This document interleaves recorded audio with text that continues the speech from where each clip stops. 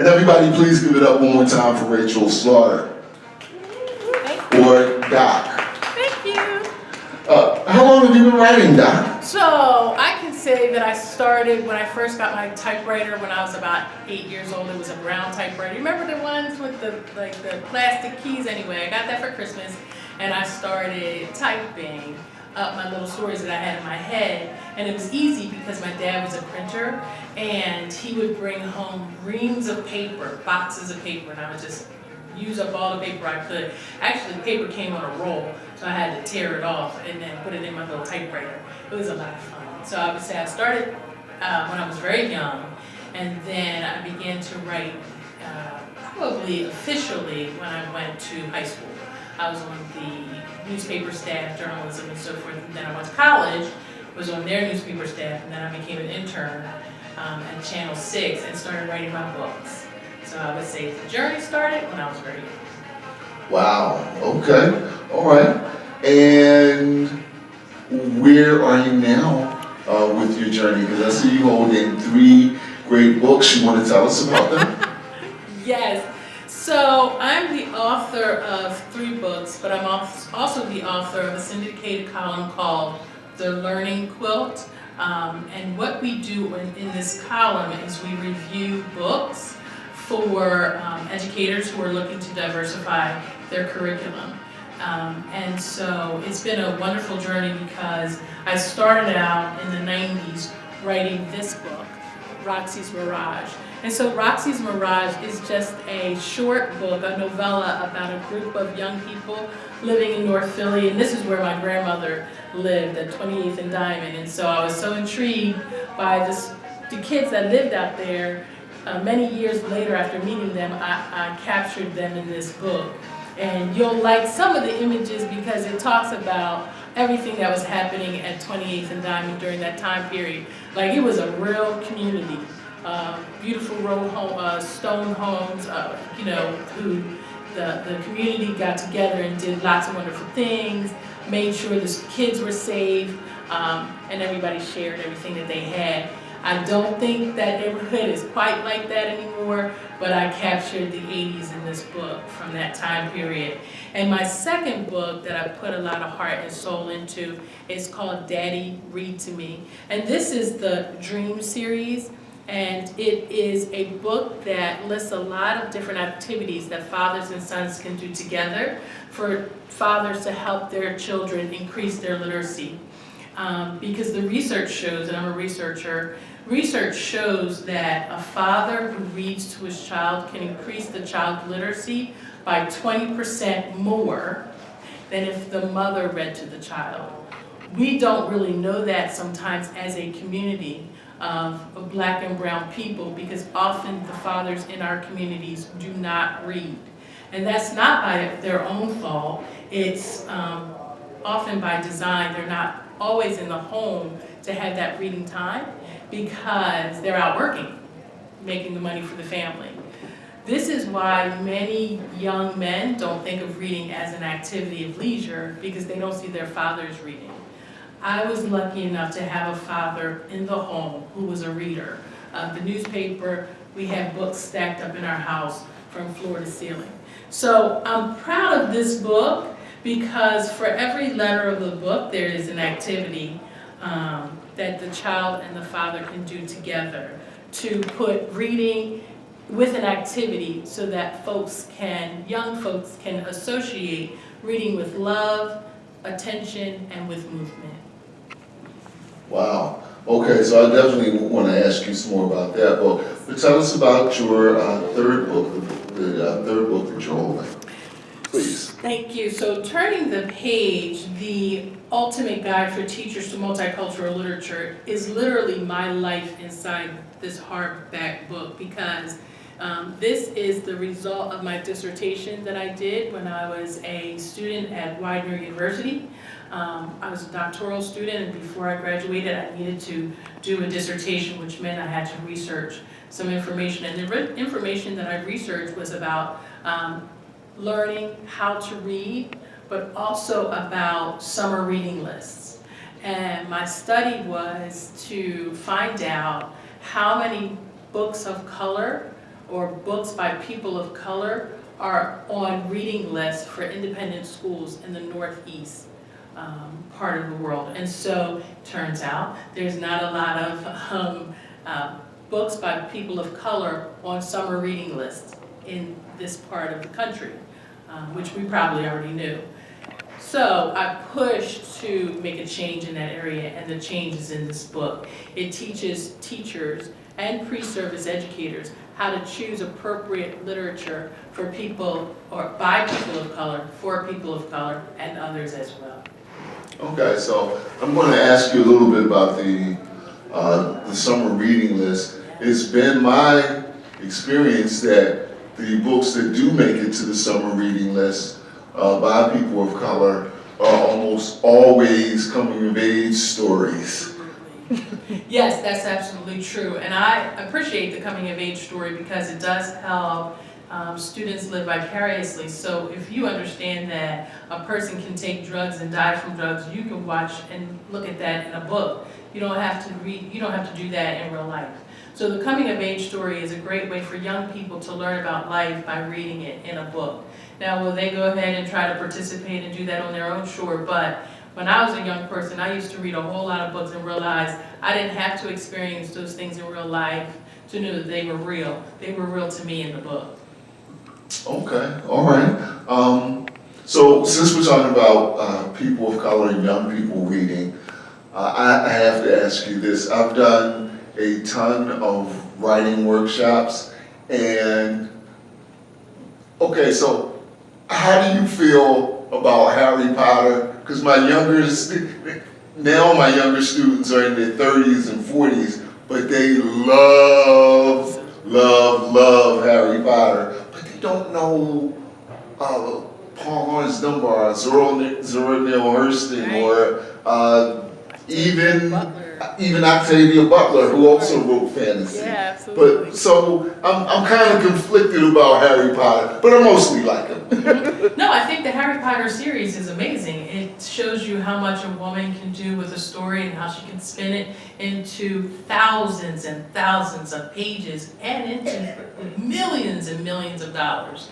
But again, you said you have to weigh the situation and try to give as many books of color as you do by people who are not of color, just so that you can balance the system. And I think that is true for most students in school.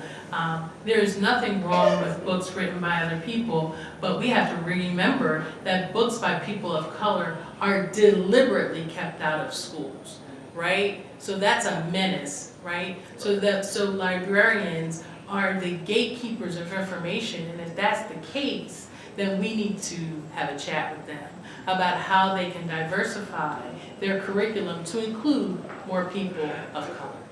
There you go.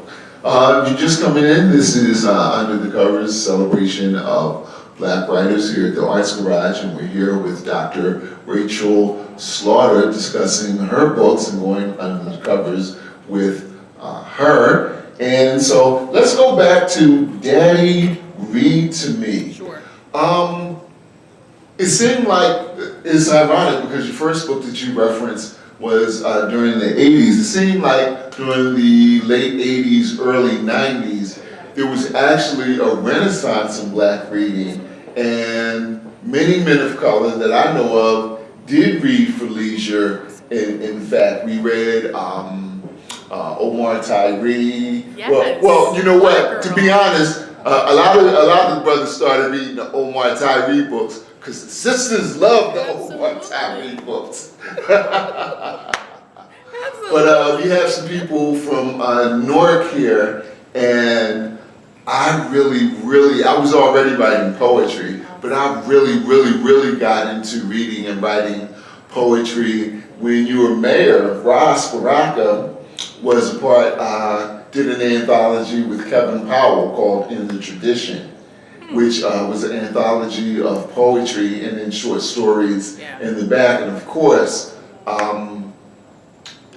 but you're not from Newark, I'm sorry. No, But we do have people from Newark here. But Ross's father also was a giant in the literary world. So I'm saying all that to say this. between the 90s and the 2000s, what happened with black men reading? I think what happened was there was a surge in unemployment, and there was the opportunity for men of color especially to increase their equity by going out to work and doing more outside of the home than inside. I think there was also the decline of the newspapers, which black men, especially in my community, were avid readers of the Daily News and the Philadelphia Inquirer and the Bulletin. The Bulletin went under, the Daily News and the Inquirer also went downhill financially, and so they began to put a lot of that material online. And oftentimes, when people are reading online, it doesn't give the same imagery as when they're reading an actual newspaper. So yes, men probably were reading newspapers online, on their phone, on their tablets, but it does not give the same impact in the home as a father who is using an actual book or newspaper to help increase literacy inside the home. So I think that's just one part of what happened, right? And then the other part of what happened is there was a surge in entertainment on television. So there was more of us consuming TV and deciding that TV was more of the entertainment than books. The third thing that I think happened is there was a rejection of the black man in the academic community. We have come to a place where African American men were scholars in the 1800s, 1900s. They were the people who were in the dark of night helping slaves learn how to read, right? And we respected that person. We understood that person as being the keeper of the culture, right? So then we fast forward to the 2000s, like you said, and we don't have the African American male teachers in the classroom anymore. We don't have the respect of the art of teaching, right, of the black man as the griot and the keeper of the culture. Those are the things that I think that happened. Well, I don't know how old you are, and I don't want to age you, but I will say this. I can also say that when I came along, there was a period where you also had griots in hip hop. Yeah. Public Enemy, Grandmaster Flash, and then that fell by the wayside as well, where there was always, I'm not one of these people who romantically says there was never violence in rap. Rap started because they were trying to keep kids from killing each other. So violence was always there, but it got to a point to where the violence, the drug dealers, how many people you could shoot became the focal point of the music. And so I think that changed as well. So tell us about some of the activities that daddies and children can do together that will help them advance their educational background. So some of the things that are included in this book, again, there's an activity for every letter, and so for B, there's building. And so I talked to fathers and sons about how to be creative with construction, how to use a hammer and a nail, right? And how to use materials that can create something that's important and that will last a long time. Build yourself a birdhouse and put it outside. And you can do this in any environment there's birds everywhere. So you can do this in the urban community, and you can do it in the suburban community, and you can do it in rural communities. But to teach your son how to use a hammer and a nail, right? Just start there, right? And so that goes with C, construction, B, with building, H, you're riding horses. And so there's always someone in the audience who says, we don't have any workhorses in our neighborhood, we live in the city. But there are horses in the city, right? We just saw that Idris Elba did an amazing movie about the urban cowboy. And so this is the book that helps the father take his son out of the home and use activities to promote reading.